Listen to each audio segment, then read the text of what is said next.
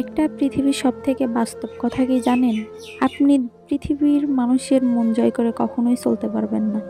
আপনি ইচ্ছাকৃতভাবে যে মানুষটাকে যত বেশি আপন ভাববেন, আর সেই মানুষটা আপনাকে কি করবে জানেন? সেই মানুষটাই আপনার অবহেলায় প্রতারিত করবে। এটাই হলো নিয়ম। একটা মানুষের কাছে আপনি যত সহজে যাবেন, আপনাকে ঠিক তত সহজভাবে সে আপনাকে বুঝবে।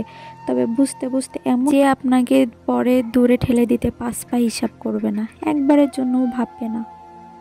ওই যে আপনি যে সহজ হয়েছিলেন তার কাছে, সহজে পেয়েছে আপনাকে, এই জন্য মূল্য দেবে না।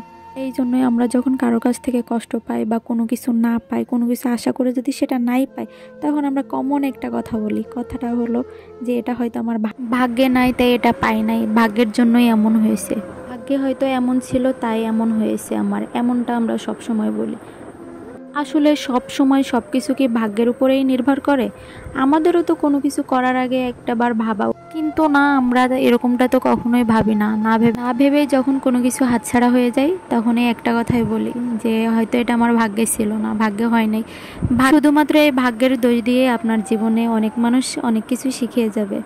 এটাই আমাদের নিয়ম।